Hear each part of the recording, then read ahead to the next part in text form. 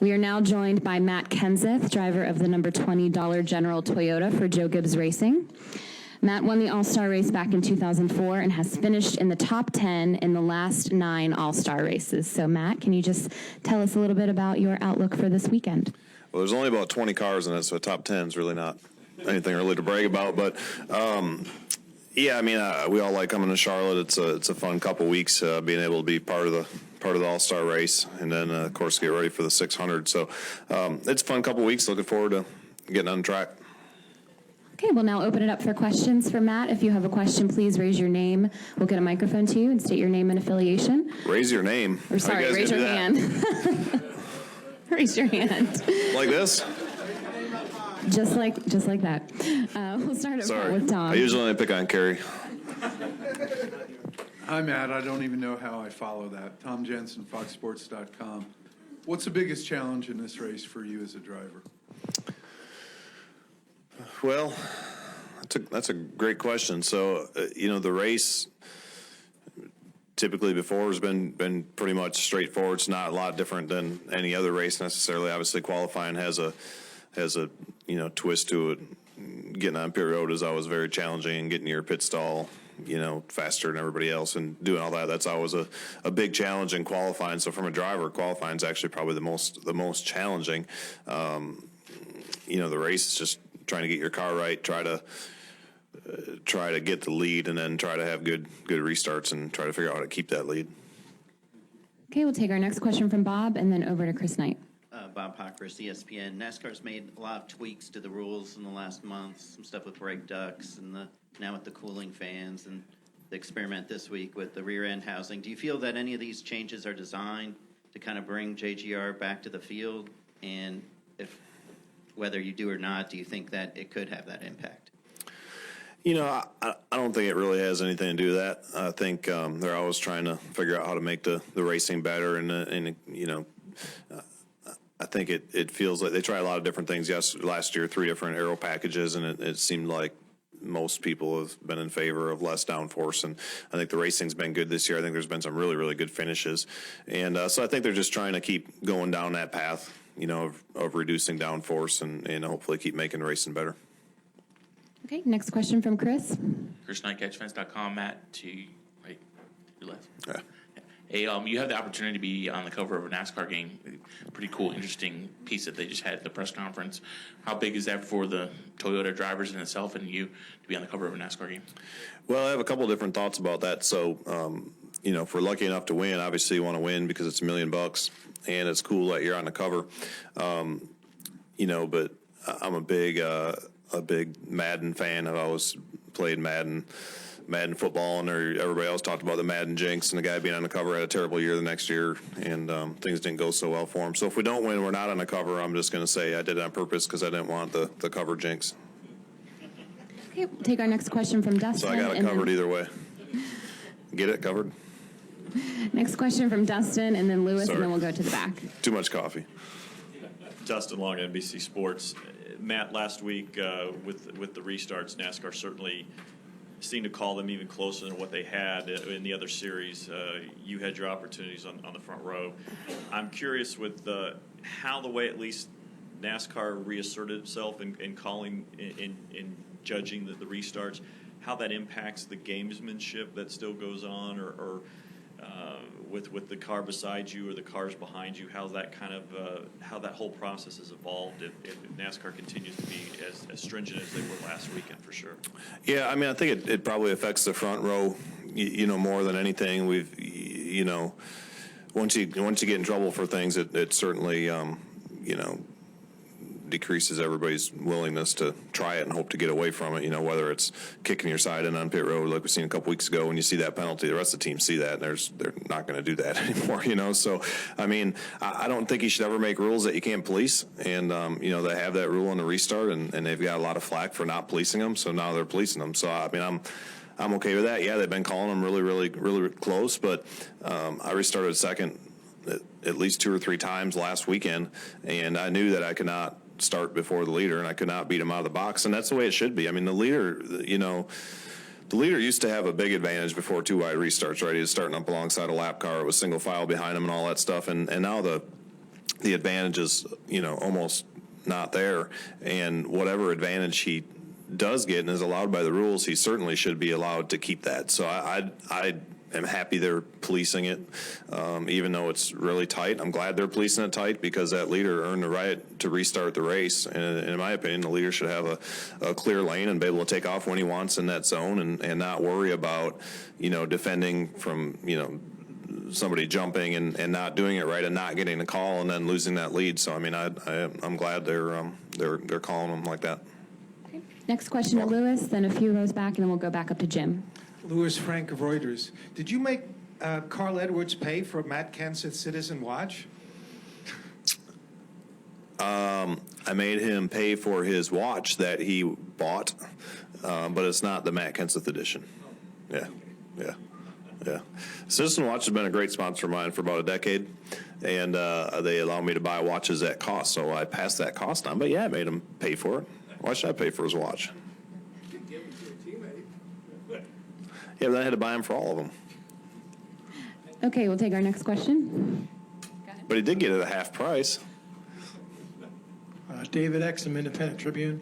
Matt, I know it's kind of early to be talking about the 600, but could you kind of talk about the endurance and the stamina you need to get through the race, and kind of how do you prepare physically, for the race? And thank you.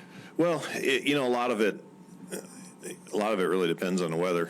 I mean, if it's a really hot day, when the race starts, and obviously you lose a lot more fluids, and you got to be prepared for that. But really, I just try to, start hydrating early and try to eat right and try to get some sleep and just do all those things. The cars are pretty comfortable. They do a nice job of getting our seats to fit real good. And I mean, you're just in there a really long time. So, if it's hot out, you certainly need to pay a lot of attention.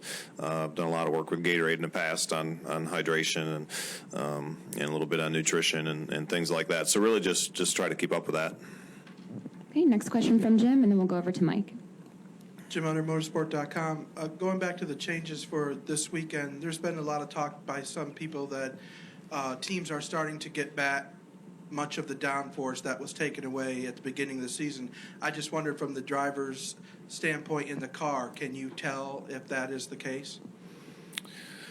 That's, at least for me, that's hard for me to tell. I mean, I think that the teams, are always making everything better. I mean, if they make a rule to take away, 60 horsepower, a few years from now, you're going to have a chunk of that back, right? I mean, that's always research and development, whether that's, horsepower. The aero gains, it's hard to make much for gains because the rules are so tight. There's probably maybe a little bit here and there, but not a lot.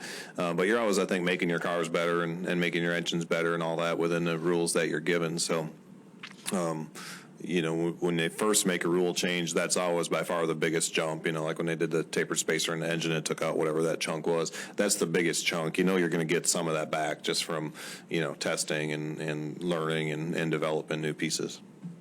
Okay, we'll take our next question from Mike here in the middle.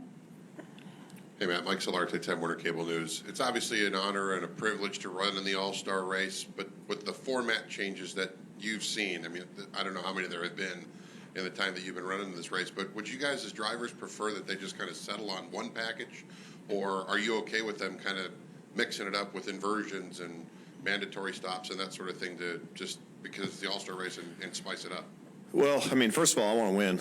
I mean, that's the main thing is I want to win. But right after that, I want what is the most exciting, for the fans and for the people tuning in and the people up in the grandstands, watching it to put on a good show.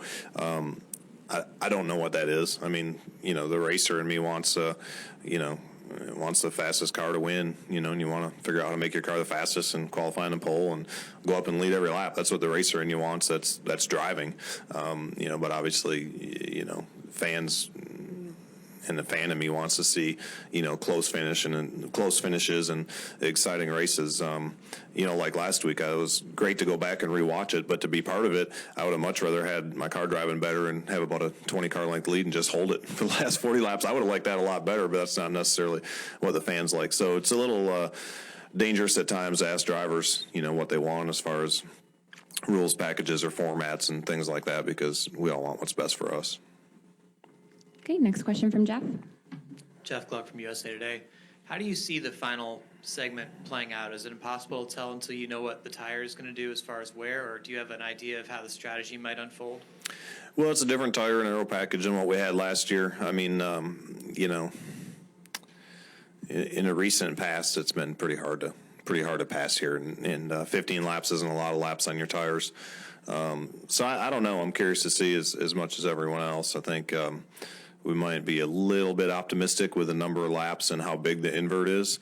You know, maybe could have done a pit stop a little bit earlier, so you have more laps on your tires. You know, for the guys that stay out, maybe a few less cars in the invert. But you know, we'll see. I think it's going to be interesting in that second segment to see what people do. You know, if everybody's going to be racing for the win, or if everybody's trying to race for 12th. I think it's going to be really interesting to watch that and see how that works. So, so I don't know. It's certainly going to mix things up. You're like 7, 8, even 6. You know, getting toward the end of that second segment, would it be worth dropping back to around 12 to just make sure that you can get a better shot at it? You know, I don't know how it's going to go. And believe it or not, I've listened to people talk a lot about strategy. Jason and I haven't really. We've touched on it a little bit, but not a lot. And I could be totally wrong. I got to sit and watch it, but I think everybody's going to try to finish 12th in the second segment, and I think that's going to be very interesting. I might be 100% wrong on that, but that's what it feels like today. You know, and especially after. Watching the last few races, you know, it's still really important to be out front, really important. And I don't know that 15 laps after a 10-minute break to cool them down on your tires is enough to be a huge deficit to 4 new ones. It might be. I hope it is, because it'll mix the field up a lot more, but I'm not really sure. I don't think anybody's sure until we see it. Okay, we'll take our next question from Kelly, and then final question from Dustin. Kelly Crandall from PopularSpeed.com. Matt, with the Dover win in your pocket, are you breathing a little bit easier, feeling like the black cloud from earlier this year is gone, or is it still just 1 week at a time? You know, yes and no. I mean, it always feels good to win races. I will say that, you know, at least for me, the longer you're around, the older you get, the more races you've ran, all that stuff. I think you enjoy and appreciate the wins even more. I think it feels like every one I appreciate more than the one previous. So, you know, certainly the way our year's been, the way our year ended last year and everything, it felt really, really, really good to get that win for sure. But as far as what we do from here on out, it hasn't really changed, you know, my outlook or my goals or how we prepare or anything like that. I think you still go each and every week, try to bring your best stuff, try to put your best foot forward, do the best job you can do, and go out and compete. Okay, final question from Dustin. Matt, my guess is with how fast you've been this season that you probably haven't had many opportunities where you've run with Kyle Larson, because Larson's had his struggles at times. So my question is, with how he raced you, I know there was a lot of debate this week about, you know, how he did, or did he do the right thing? How does that, what did it mean to you with how he raced you? Did it change anything in your previous experiences with him? And what might it mean if there's ever a situation, a similar type of situation, some point down the road? How does that play into it? Yeah, you know, I know a few people have talked about it, and you know, and I don't really, to be honest with you, totally understand why. I've been in this series for a long time. I've watched a lot of these races before I started racing it, and the amount of races where somebody just drives up behind somebody and clobbers them to win the race is few and far between. I think most people race with a lot more respect than that. So I think Kyle raced me exactly how he knew that I'd race him. I think he raced as hard as he possibly could. We had a little bit of contact in 2 even, and at a track that fast, that's not very forgiving. I thought we both raced as hard as we could, you know, for the win without wrecking each other or either one of us, and that's what I always thought racing was about. So I thought it was exciting. I sure heard from a lot of people that thought the racing was exciting and one of the more exciting races that they've seen, you know, in a long, long time. And you know, in my opinion, I think that's what the sport's all about. That didn't change any opinion with how I already had a very high opinion of Kyle Larson. I think that you know, watching him and Chase go at it too was, after I went back and rewatched it, was really exciting to watch. Obviously, that's the future of the sport. You know, there's some good people coming in there, and I think as you know, a driver and the race fan part of me, and somebody that cares a lot about the sport, that has done a lot for me, that makes me feel good that you see, you know, people in the pipeline that are going to be there and be really competitive and put on good shows like that, for years to come. So, I have a high opinion of both those guys, and Ryan Blaney is awesome as well, and another second generation racer. So it didn't change my opinion of him. Kyle is just tons and tons and tons of talent, and I think he's a quick learner, and you've seen him mature a lot the last couple of years, and he's gonna be one of those guys that once he busts through here, he's gonna win some races for sure. Matt, thank you so much for your time today. All right, Good you're luck this welcome. weekend.